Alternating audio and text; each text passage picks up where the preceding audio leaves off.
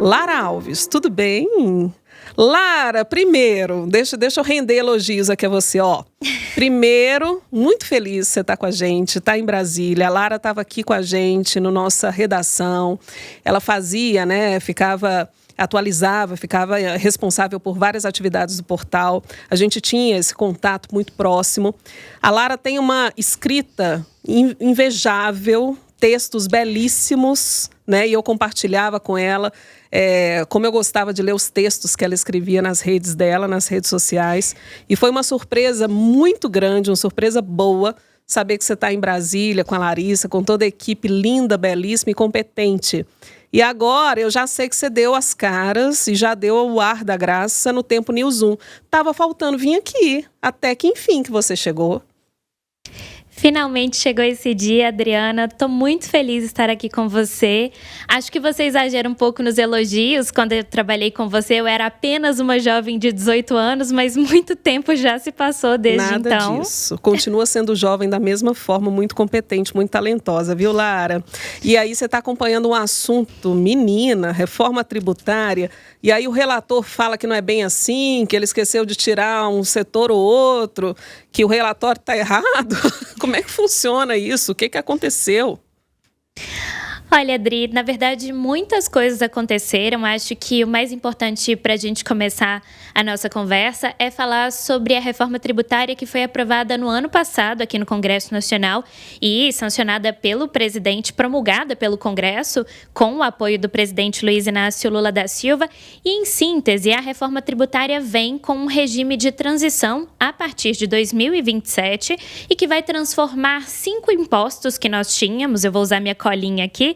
O PIS, COFINS, o IPI, o ICMS e o ISS, em 2 impostos, basicamente. A gente vai ter o imposto sobre o valor agregado, que é dual, ele é distribuído em imposto sobre bens e serviços, que vai ser destinado aos estados e municípios, e a contribuição sobre bens e serviços, que vai ser destinada à União. Além deles, a gente vai ter também o imposto seletivo, que ficou mais conhecido como o imposto do pecado. É um valor mais alto, um tributo mais alto para aquelas atividades, aqueles bens e serviços que são considerados prejudiciais à saúde. Por exemplo, as bebidas alcoólicas e os produtos fumígenos. Bom, aí a gente chega numa segunda etapa da reforma tributária. Nesse ano começaram a tramitar no Congresso Nacional 2 projetos de lei complementares que vão regulamentar a reforma tributária. Vão dizer como é que as coisas vão funcionar nesse novo regime. O projeto de lei em questão, que é hoje o mais importante, é a parte principal dessa regulamentação, é o de número 68. Ele tramitou na Câmara dos Deputados no começo deste ano e foi aprovado um texto em julho. Esse texto chegou ao Senado Federal. E agora o relator, que também foi relator da reforma no ano passado, o senador Eduardo Braga, que inclusive é líder do MDB no Senado, propôs algumas alterações. Na verdade, ele apresenta um novo relatório, que aqui a gente chama de substitutivo no jargão político. E esse substitutivo é um documento de 530 páginas que faz profundas alterações no texto que foi aprovado na Câmara dos Deputados. Eu queria fazer alguns destaques e chegar nesse ponto que você citou sobre mudanças que aconteceram de última hora.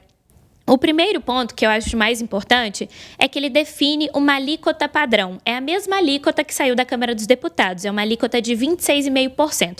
Ou seja, esse vai ser um teto do imposto que vai ser cobrado sobre os bens e serviços.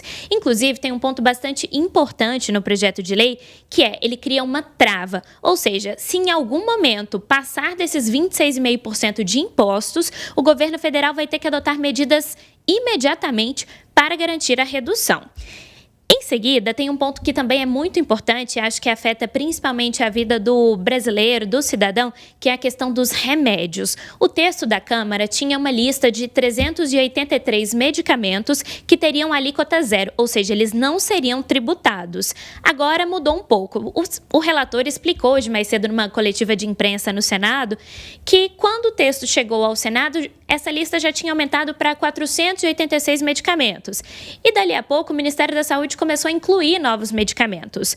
O senador Eduardo Braga é engenheiro por formação, tem bastante conhecimento sobre direito administrativo e direito tributário e falou que não se considerava apto para decidir quais medicamentos deveriam ser taxados e quais deveriam ser isentos. Então, o que ele propôs foi criar 5 linhas de cuidados que teriam medicamentos isentos. Isso é muito importante porque 2 linhas de cuidados dizem diretamente respeito à população de baixa renda, também às populações das classes média e da classe alta, mas principalmente essas pessoas. Por quê? Uma das linhas é a de tratamento oncológico. Então, os medicamentos que são usados para tratamento contra o câncer vão ser isentos de impostos. Entram aí também as linhas para tratamento de doenças raras e de doenças que são consideradas negligenciadas. São aquelas doenças que são endêmicas da população de baixa renda, por exemplo, a doença de Chagas.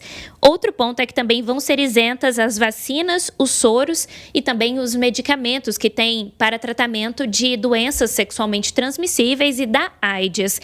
Esses medicamentos ainda não foram listados, eles vão ser listados pelo comitê gestor que vai administrar o imposto que vai para os municípios e estados, com a ajuda do Ministério da Fazenda e do Ministério da Saúde. Essa lista deve sair no ano que vem. Mas, em geral, é isso. Esses medicamentos para tratamento dessas 5 linhas de cuidados vão ser isentos. Outro ponto importante é que o relator no Senado decidiu manter a isenção das carnes na cesta básica. Então, assim como a Câmara dos Deputados tinha feito, continua a carne com imposto zero na cesta básica. Outra mudança é que ele também reduz em 70% a alíquota que é cobrada sobre aquelas transações de aluguel dos imóveis. E tem um ponto muito importante, o relator inclusive chegou a admitir para nós, repórteres que acompanhamos, que ele sabe que é um ponto bastante impopular, mas ele disse que estava em paz com a consciência dele e que é algo que ele acreditava que devia ser feito, que é a inclusão das armas e das munições no imposto seletivo, o imposto do pecado. Antes, elas não estavam incluídas e o que acontecia? Como as armas não foram incluídas e agora a alíquota padrão vai ser de 26,5%, em alguns estados, por exemplo, onde as armas são taxadas em 30%, teria uma redução de imposto para a compra de armas. Ele disse, o relator, que não achava que isso fosse justo, principalmente num país como o Brasil, que é um país que tem recorde de assassinatos a cada ano. Então, ele inclui nesse imposto do pecado que vai ter uma taxação mais alta para a compra de armas e munições. E agora, Adri, nesse ponto que você falou logo no início da nossa conversa, o que mudou? No relatório que foi protocolado pela manhã no Senado, tinha uma previsão de que plásticos e materiais descartáveis como o isopor seriam também taxados no imposto seletivo, porque o relator acreditava que esse tipo de material faz mal ao meio ambiente, né? São materiais que demoram muitos anos para degradar e acabam poluindo o ambiente. Mas, à tarde, durante essa coletiva de imprensa, ele disse que houve um erro e que não era para essa emenda, esse trecho ter sido acatado e publicado no relatório final. Então, ele foi retirado. Agora, qual que vai ser o processo de trâmite desse projeto? Hoje, ele seria lido o relatório na Comissão de Constituição e Justiça do Senado e havia um acordo entre o Colégio de Líderes, que são aqueles representantes das bancadas partidárias, para que fosse pedida vista. Vista é um prazo de 48 horas, nesse caso, para que os senadores conseguissem analisar o relatório e então votá-lo na Comissão de Constituição e Justiça. Só que, olha, aconteceu um mal-estar danado no Senado, viu? O vice-presidente da Comissão de Constituição e Justiça abriu a sessão às 16 horas e, se não me engano, às 16h12 ele encerrou porque disse que não tinha quórum para fazer a leitura do relatório. Quórum é aquele número mínimo de senadores para discutir aquela matéria em questão. Isso gerou um mal-estar muito grande, o relator ficou bastante incomodado, o presidente do Congresso ficou muito incomodado, o presidente da Comissão de Constituição e Justiça, Davi Alcolumbre, também ficou muito incomodado e agora está em suspenso, mas essa leitura deve acontecer amanhã, no mais tardar na quarta-feira. Depois da leitura e da votação na Comissão de Constituição e Justiça, o texto segue para análise do plenário do Senado. Depois que chegar no plenário, se for aprovado, volta para a Câmara e aí a gente espera que seja aprovado também para o presidente Lula poder sancionar esse texto e pôr um ponto final nessa etapa da regulamentação da reforma. Lara, fato é também que a reforma tributária ela tem muita pressão, né, de vários setores. Então, o fato, por exemplo, do relator ter retirado o plástico dessa seção, né, de impostos aí, também pode ser justificado de alguma forma por uma pressão do setor, né? Porque assim, O plástico a gente sabe que polui, né? E tudo mais. Agora, mudar de ideia, eu não sei se o plástico deixa de poluir, enfim. Mas a gente sabe que tem uma pressão muito grande e eles lidam com isso também. E aí esse é o desafio, né? Tentar acomodar tudo ali da melhor forma possível, até para o texto conseguir também ter andamento no Congresso.